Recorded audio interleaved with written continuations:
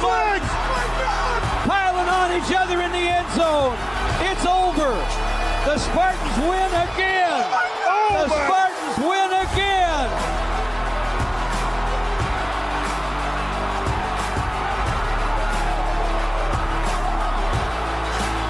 A shocking ending to this rivalry game. And just when it looked like Michigan had made a number of statements regarding what's going on in the state, the Big Ten race, its position nationally, this happens. Mark D'Antonio said the only important thing is to win. We haven't been winning pretty, but we keep finding a way to win.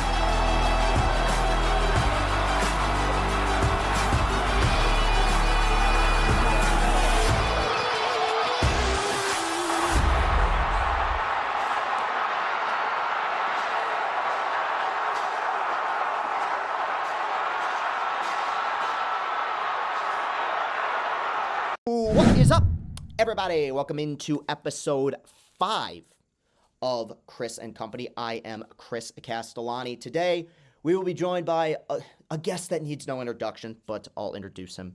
Anyway, Jalen Watts Jackson. For the uninitiated, those Michigan fans who may not have been as traumatized as I was, if that name sounds familiar, he was the man responsible for the biggest play in the history of the rivalry and one of the most iconic plays in the history of college football. Trouble at the snap, the muffed punt against Michigan in October of 2015. He is the man responsible for the touchdown that helped Michigan State win that game, and ultimately they went on to win the Big Ten that year. Had an opportunity to sit down, talk with him, had a really good conversation. Before we get to that, though, make sure you hit that like button, hit that subscribe button, whether you're on YouTube, Rumble. Comment, let me know what you thought of this interview. Let me know who else you want to see me interview. Let's get those numbers up.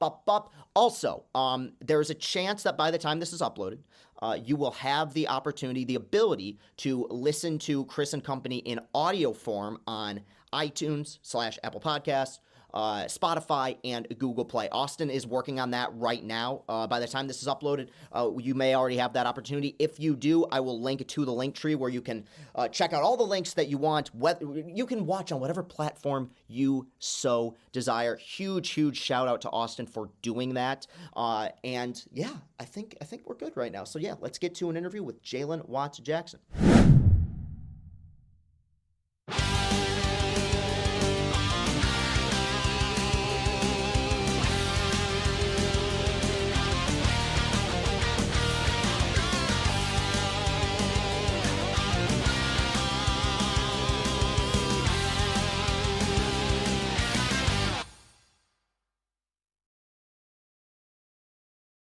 Episode 5 of Chris and Company. Today we are joined by Michigan State legend, man responsible for one of the most polarizing, most famous plays college football history. He joins us today. We very much appreciate it. I'm right. And that is Jalen Watts Jackson joins the program today. Jalen, how you doing, man? I'm doing good, Chris. Thanks for having me, man. Of course. Do you get interviewed by a lot of Michigan fans?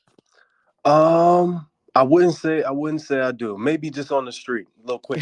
Yeah, that was funny. I was just texting my buddy, and he said, "Do you get a lot of Michigan fans going up to you commenting on that play nowadays? Even today, do you still get them?"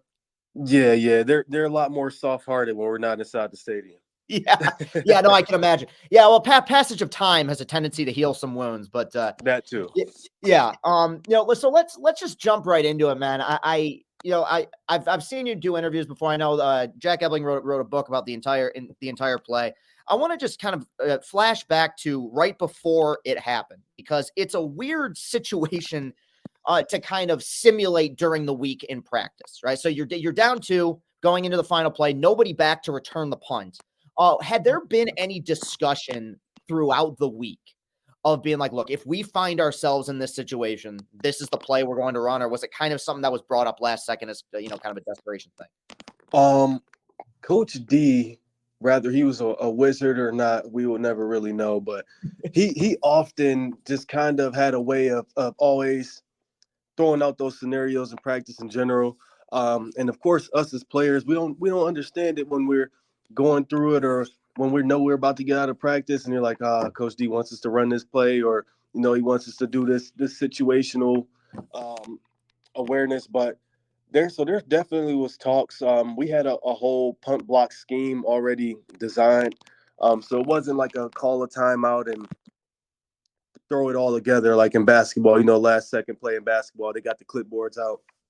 I would say during that last timeout, I was zoned out, but I know for sure that it was mainly about effort and about the game not being over. None of that was about really going to get the punt.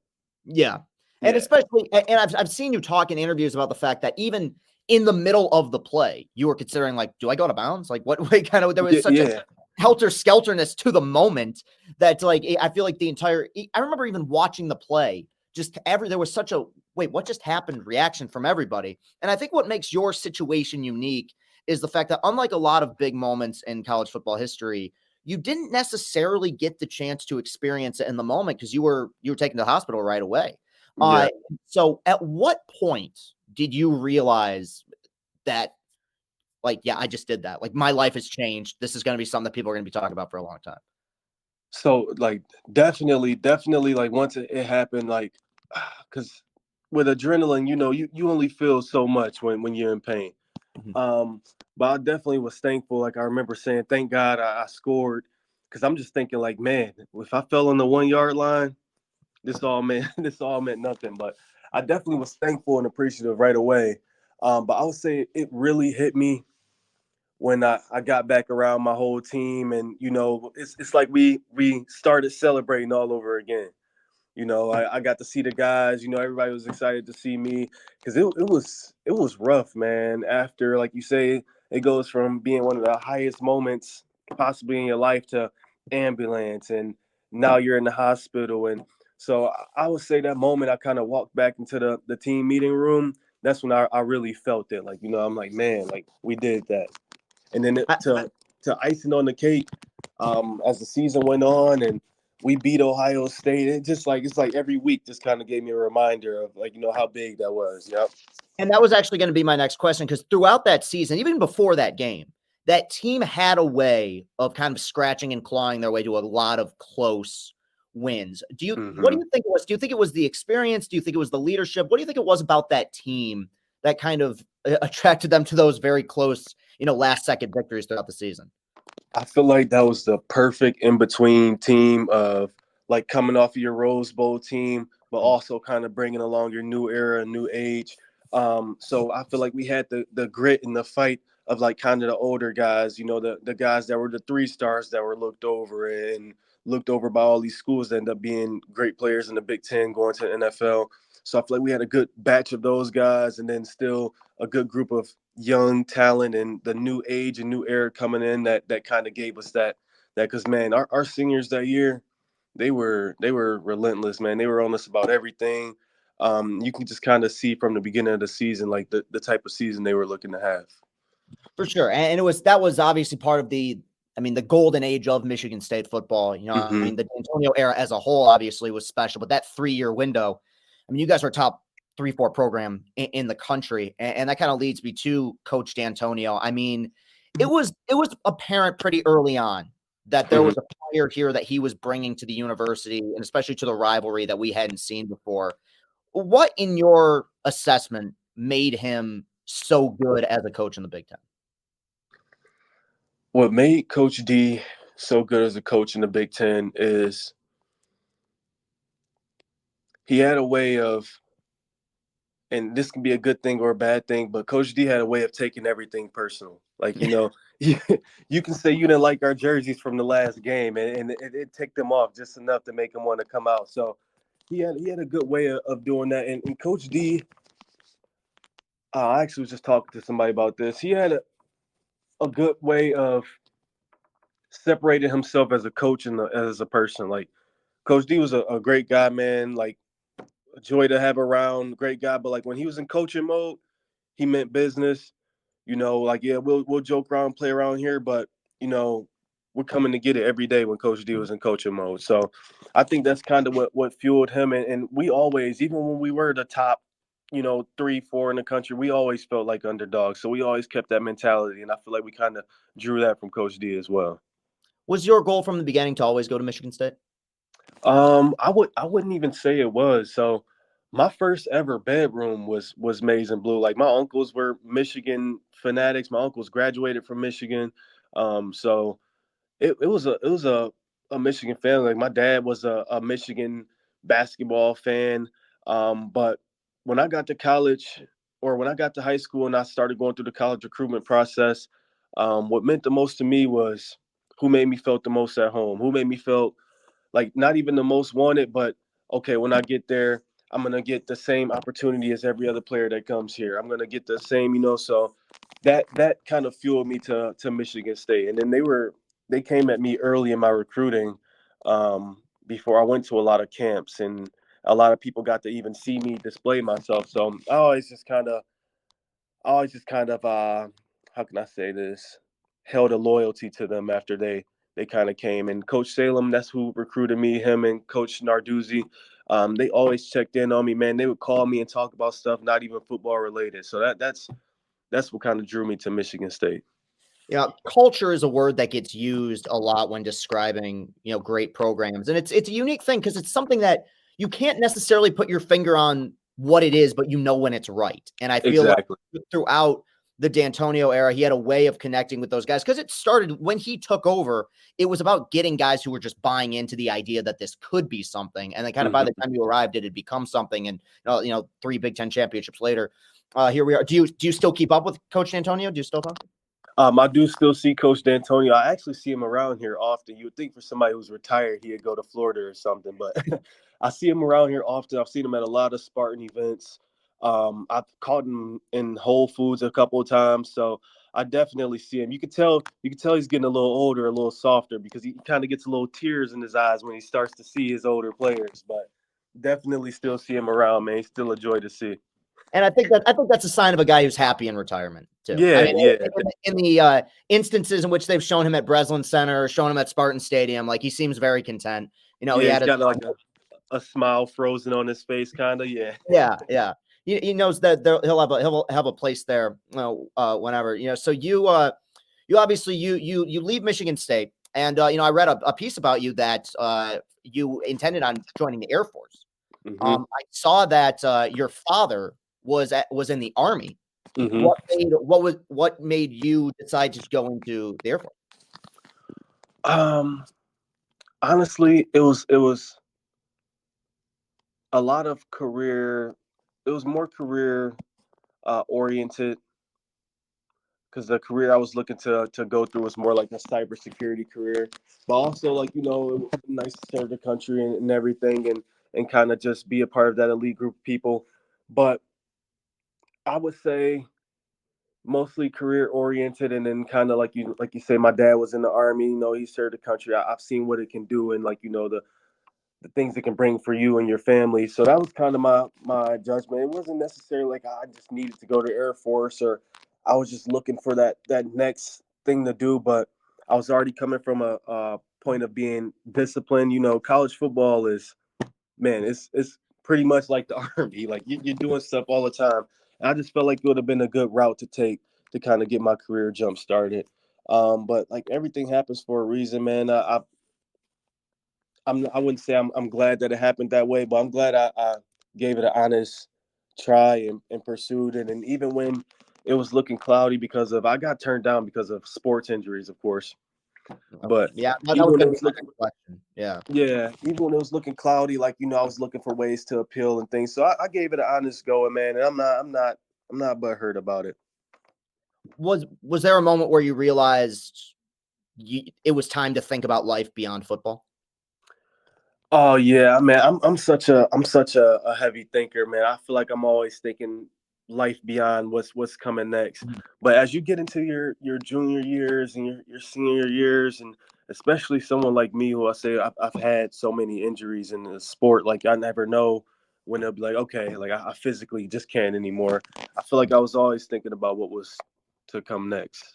You know, and I also feel like it made me a realist because I know how the NFL works. I know the training they put you through and all the testing you have to go through. And like just like with the Air Force, it's a liability if you take someone with so many injuries. So I feel like it made me more of a realist. Now I got to really enjoy the game my last couple of years because I was playing for me and for the love of the game, and like, until my body can't do it anymore. I wasn't even thinking like, oh man, the NFL's up next. I was just thinking, hey, let's do what we can and let's finish out this college career and we'll see what comes next.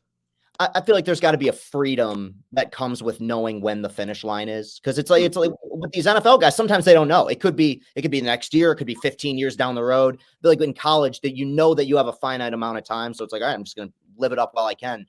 During that run, because that play got replayed and reshown so many times, and it still does. And then of course you became a household name, people getting recognizing you kind of overnight.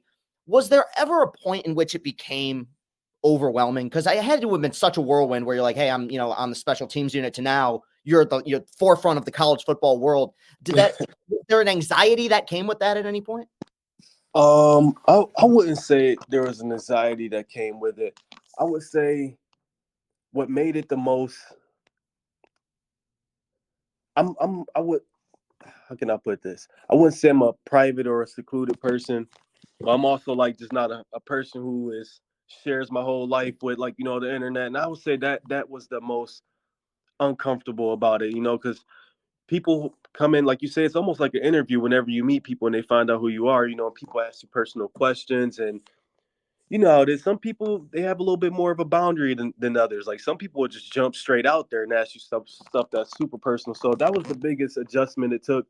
But no, I didn't mind, man. I always tell people it's a gift I share with all of college football, all of Spartan Nation, all of Wolverine Nation. Because even if you weren't a fan of it, if you knew that play or saw that play happen, you had some type of reaction to it. So I just try not to kill the moment for anyone else, man. Like I say, it's something we all enjoy. We all got to live through. So I just, if anyone comes up to me and they're excited to talk about it, or they hate me because of it, I hear them out. I go my way, they go their way, and I keep on living. It's gotta be a strange thing, and that's what makes college football so cool, is that it was a huge moment in the moment, but you guys had a game the next week. Like you guys, you guys still had your goals in front of you, and that leads me to probably one, not gonna say overlooked win, but because of the moment, maybe people don't talk about it as much. But you guys went to the Horseshoe later that year, beat an undefeated Ohio State team, no Connor Cook. You're down a quarterback. I guess coming into that game, there was, I believe the 17-point dog, maybe something around there, maybe even three touchdowns. What was the confidence level with the team coming into that? Did it not come across like a team that was heavy underdogs? Oh no, not at all. Especially once we found out the weather conditions, we knew. We knew it was a chance that we can put them right, or have them right where we needed to be. But just like I said, the mentality we had that year in general was so crazy, man. We took on every team like they were number one in the country. Like even when we lost, we ended up losing to Indiana that year, I'm pretty I think it sure. was Nebraska on the road, I think. Nebraska. Okay, yeah. I think we ended up losing to Nebraska on the road.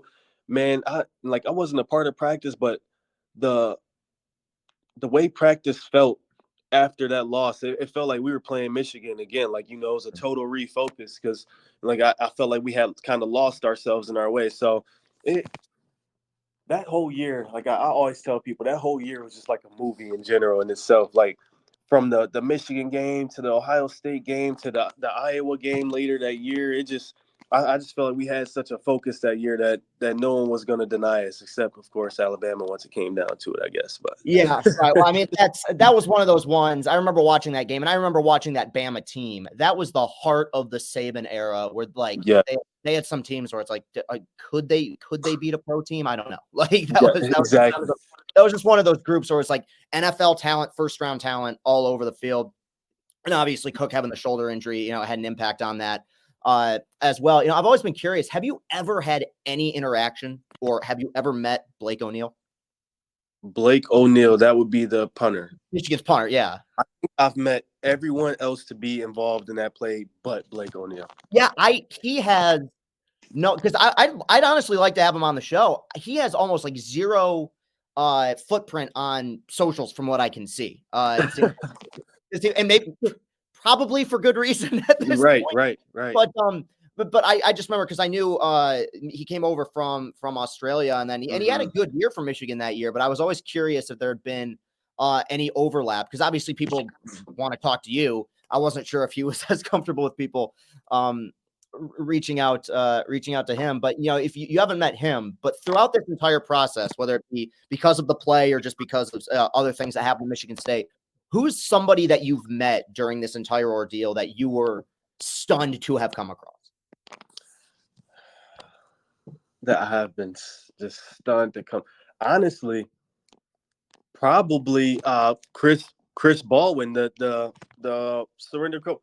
Man, not even because of just who he was or like, man, how'd you guys find this kid? Because I definitely asked Justin, like, how did you even find this kid? Mm-hmm. But that kid is like 6'8". He looks like he was supposed to be on the basketball team that night when we were playing him.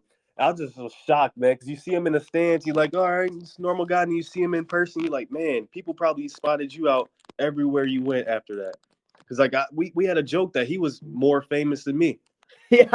Well, you were responsible for the play. He was responsible for the meme. And nowadays that's usually what becomes the bigger story, it seems like, in sports. Obviously Michigan State as a program has changed so much just since you left. Multiple coaches, different facilities. Have you been able to kind of make any sort of assessment of what you think about the Jonathan Smith hire so far? So I am a little slow to speak on the coaches now, of course, because of our last situation. But I would say that I'm optimistic, man. It's a great program. I know we've had some stints of crazy things happening, but it's a great program, man. Our alumni and just the people who support this program in general, they do so much. They try to be so involved just to make sure that the program stays what it is. Like, and not even so much winning. Of course, we all want winning teams, but just a program that you can be proud of in general. So I try to stay optimistic, man. I know that there's some great people in the depths and in the back end of things that, people don't really see and know because, you know how it is with college football. Like, it's a lot of politics in sports in general. So I'm going to try to stay optimistic, man. I'm not going to be quick to judge. Of course, I would love to come out and win 8 to 10 games next year, but if not, I'm along for the build. I'm along for the ride. I think we look pretty decent towards the end of the year. I think we got some guys coming back, so I'm excited to see what comes of this season, man. Yeah, I like the hire. I think he comes. He comes from a program in Oregon State that he helped kind of revive. That's a hard place to win. And I think his identity as a coach and the brand of football that he's trying to play, I think, will fit in the Big Ten. And also now we live in this world of the expanded Big Ten and 20 teams, what have you, and the age of NIL. Is there any part of you that regrets or that wishes, like, man, dude, you could have made a lot of money on some trouble with the snap T-shirts? Or do you feel like that would have just been kind of a distraction during your time as a player? Chris, man, and you know how many times that has been brought up since the NIL started, man. I was just thinking, just for a small scale of where it really could have went, and man, that probably would have been. It would have been crazy. Not probably would have been crazy. It would have been hard for me to keep probably playing college football after had that been the case. You know what I'm saying? But yeah, it's crazy. I'm of course excited for the players, man, because you don't really know unless you've been through it, man. You definitely go through some hard times as a player, both financially, mentally, and I think it will help build the business aspect of these college football players as they go up into the next level, or even if they don't go to the next level, just finding out how business works when it comes down to things like this. So I'm excited for it, or not excited for it. I'm happy that they're paying the players a little bit and taking a little stress off the players. I can see how it can fade into both good and bad, but I'm excited for it. And I think as it goes on and as it continues, it'll be regulated a little bit better. Yeah. But yeah, man, that would have been to be a part of that. Man, I probably would have been talking to you from my jet right now. Like, Chris, oh, man. No. Hey, I mean, honestly, we've done on Barstool, we've talked about a bunch, the number of college athletes who would have their entire, Tebow at Florida, what he would have been, just a brand, as a player and the money that he would have brought in. It really is crazy how much things have changed. And I agree with you. Like right now, it's kind of the Wild West. At some point, they are going to need to be, especially with the portal being what it is. Yeah. The portal is ridiculous, man. The portal is ridiculous. it's gotten crazy. And I'm usually pro player in those situations, and I never liked the whole you got to sit out a year if you transfer thing. But now with it, I mean, you just had a cornerback from Michigan go to Bama after winning the national championship. It's like exactly. It just doesn't seem like something that fits the kind of college sports mold to me. Yeah, and then another thing with the portal I hate is, man, a lot of people will jump out of programs that they're part of thinking like, okay, I'm going to be in the portal. They might never play football again for either a D1 college or any college, because going into the portal does not technically mean you'll be picked up. So I feel like a lot of players just kind of didn't know that, or that wasn't explained to them before they jumped into the portal, and it's canceled a lot of careers, man, college football careers. Do you think, and I know you can't speak for him, how do you think Coach D would have handled the portal? Because he was so big on getting culture guys that, I'm just curious. Like you see with Tom Izzo, he's kind of had some issues of being like, I don't want to make sure that I get my guys in here. How do you think that Coach D would have been able to adapt and bring his guys in there? Yeah, definitely. And one thing about Coach D, he was very transparent in how he moved. Rather it be like I just said, like people jumping into the portal, him saying, "Hey, you jump into the portal, there's no chances like you get picked up," or him just being transparent with other players coming into the program. So I feel like he would have kind of fit right into there. A lot of people question Coach D's recruiting. I don't think that was ever a problem for Coach D. Like people loved Coach D, whether you were a parent or you were a ball player. I think what happened with the whole Coach D thing is just kind of the times. The game was changing in both. How can I put this? Like more RPO. The game was just changing in general, man, and that's the name of the game, man. Being able to adapt or get guys that can help you adapt to how the game is changing and keep you relevant in recruiting, and even being able to defend some of this stuff that is happening now, like on the field. I think that's kind of where things kind of got a little rocky because Coach D was very loyal to our coaching staff, and they all were kind of from the same era. So I feel like that's where things were a little weird with the. Yeah, I get that. I defend the recruiting stuff too, because the older I get, man, I've seen so many 5-stars amount to, be backup players. And I've seen, Michigan just won a national championship. A lot of these guys were, 3-4-star guys. I mean, not guys that were considered nothing, but man, I mean, the amount of hyped up players, I think culture is, especially in the age of the portal now, is so much more important than it's ever been. I think player development is so much more important than it's ever been. I think it's a huge reason why we've seen, more parity, at least recently in college football. I guess kind of what people are wondering about you now. What's Jalen Watts Jackson up to today? I mean, what's life like right now? So, man, I'm just, living the everyday life, man. I work. I just had a baby not too long ago. So Congratulations. appreciate that. I appreciate that. I'm getting into the thick of it, man. That's the real. You think sports is hard? Having kids? Oh, man, it gave me a totally different respect for my parents. I had to call them like, I am so sorry. A lot of long nights, I take it. Oh yeah, a lot of long nights just coming off of one. But yeah, man, I've just been taking life as it comes, man. I eventually do plan. I get offers all the time to coach, man, and things of that nature. I plan to eventually come back to the game and coach some guys, but I feel like right now I'm still super competitive.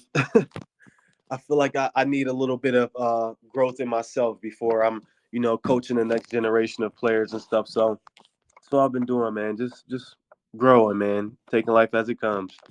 What were some lessons? Was there anything you learned during your time at Michigan State as a player that you've been able to carry over into fatherhood? Any lessons that you've been able to kind of translate there?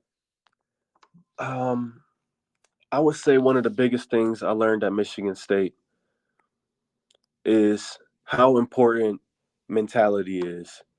And that's like just in life in general. Like you can have all the skills to do things. You can have everything you need to be able to do this certain job or play this certain position. But mentality, man, is what's going to drive you every day. How you come in thinking about how you're going to take on this day of work, how you're going to take on this next play. I would say that has forever altered my life, like in the way I think, or even the way when I wake up in the morning. If I'm not feeling the greatest, man, I just know the mentality I got to put on to be my best self. So I just try to do that every day. Fantastic. Yeah, you brought up D'Antonio earlier, and you know, you said he took things personally. I mean this as a compliment. He was a petty guy. He was a petty Yeah, coach. Like yeah. and so I've always wondered as a player, what was more, and I would like to ask him this one day too. What was more fun? Winning a huge road game or going to a hostile, or I'm sorry, winning a huge home game or going on the road in a hostile environment and silence in the crowd? Oh, hostile environment all day. Like I say, man, me and Coach D are kind of alike. Like I'm a petty. I can be petty when it comes to it, man. And I'm a little bit more hostile than Coach D because I like to talk. I like Yeah. to talk a little bit. But man, going on the road and just walking out of there and seeing the fans are always the best when you leaving the place on the road, man. They got some nice fingers for you and some nice words. So that's I'm always the sure. best Yeah. part of it. Yeah. That's always the I'm best sure. part of it. Yeah, and I guess that year in 2015, that was like the silencer year because you had the Michigan game and you had the game at the Horseshoe, which, I mean, they're kind of comparable. Which fan base do you think was more stunned in the moment? Because I mean, both obviously Michigan, definitely Michigan.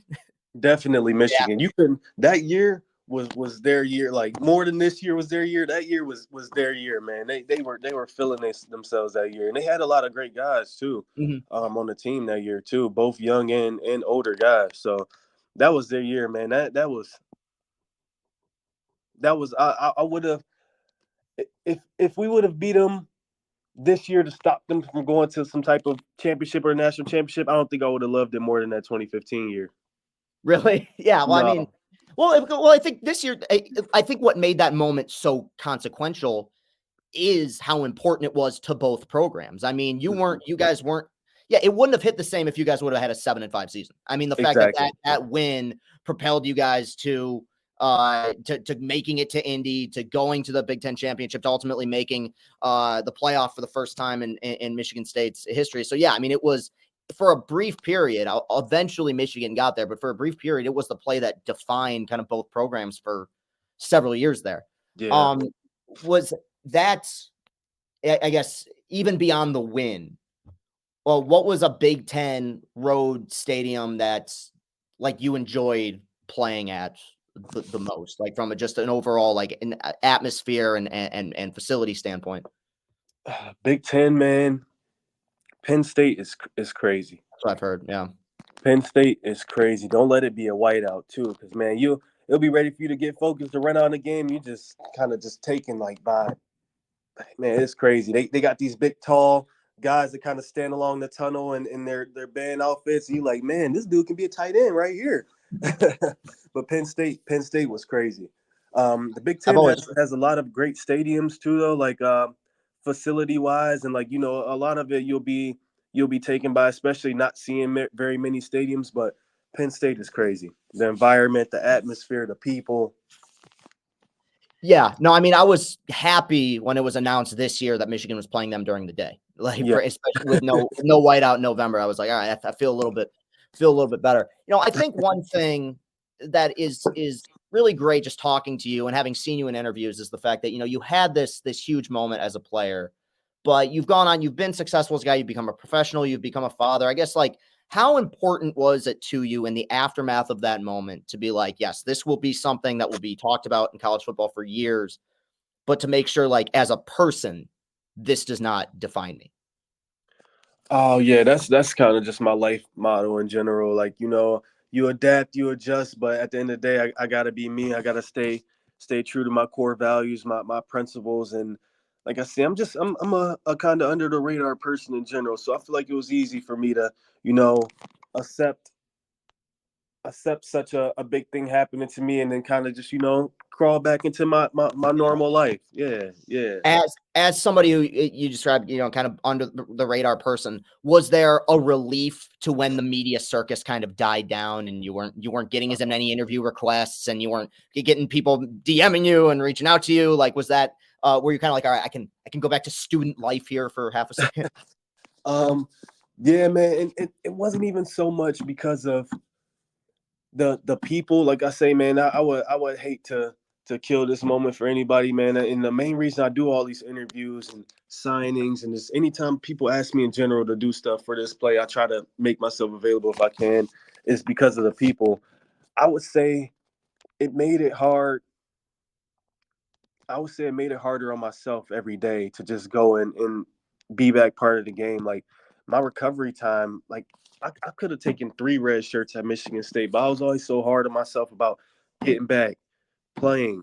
Like I said, I'm super competitive, so I wanted to play in general, but I just felt like it was always like, what's Jalen Watts Jackson up to? So I was so hard on myself about always getting back right away, and like a 12 to 15 month recovery for my hip. Like I was back in 6 to 7 months. Like so.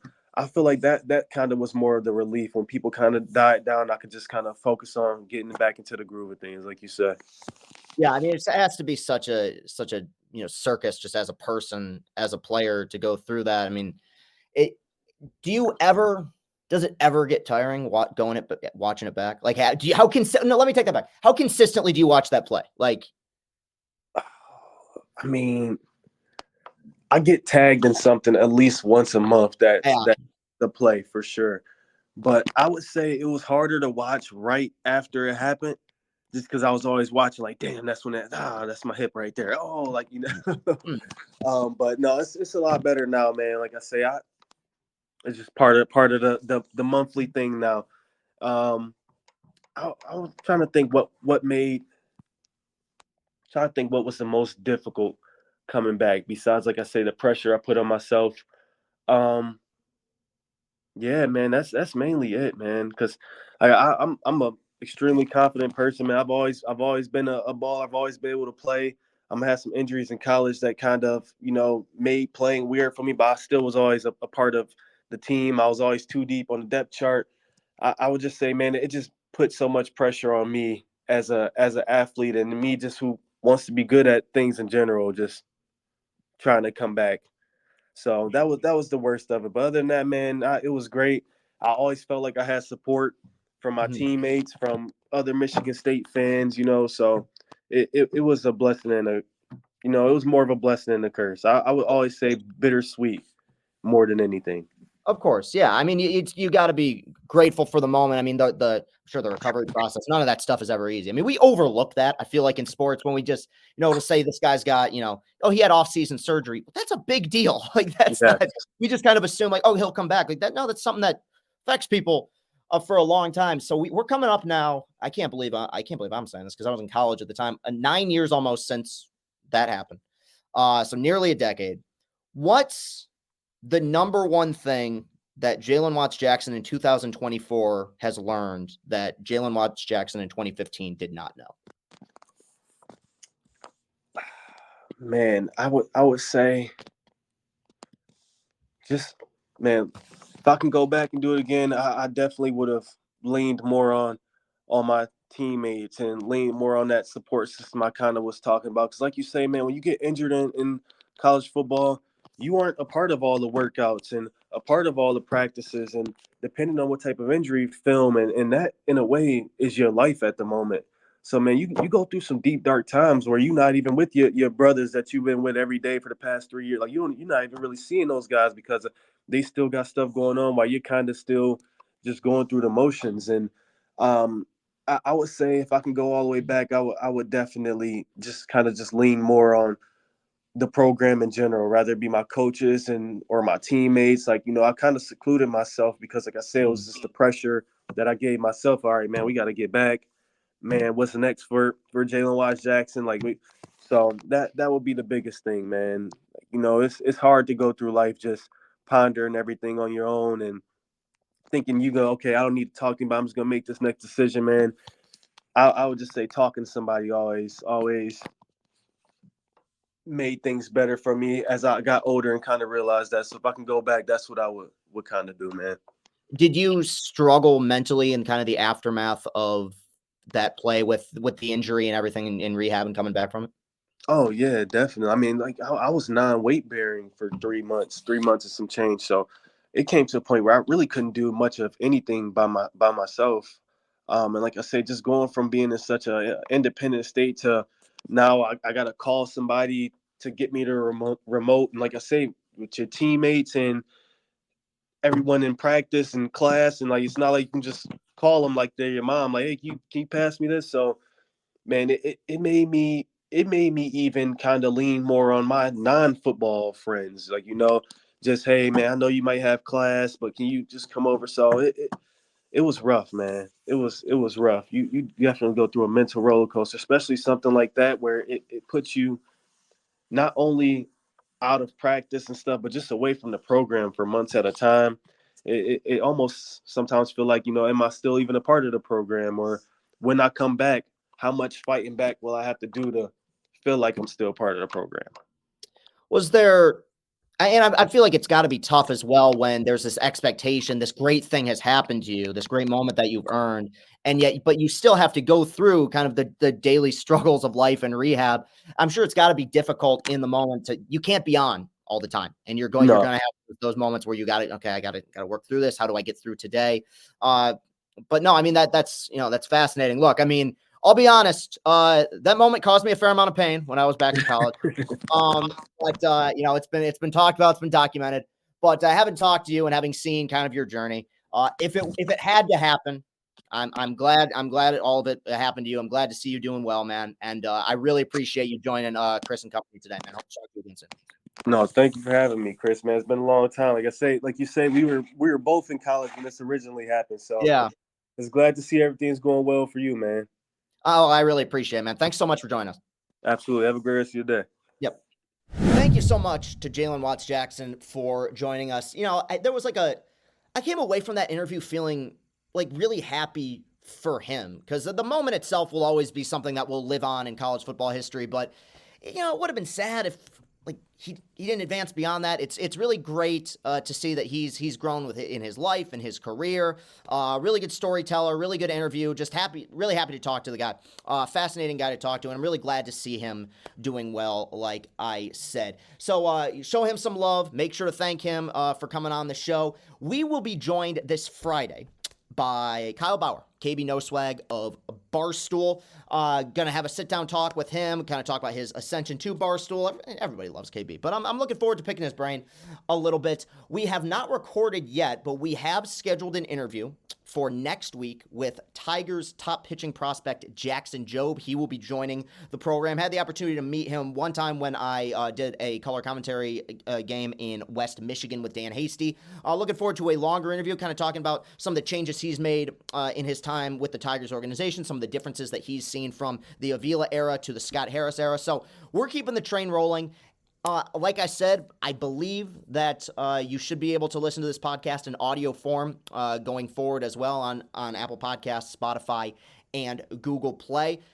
Hit that like button, hit that subscribe button, comment on what you want to see next, comment on anything. How's my hair look? How's this jacket look? All that jacket, sweater, what is it? All that beautiful stuff.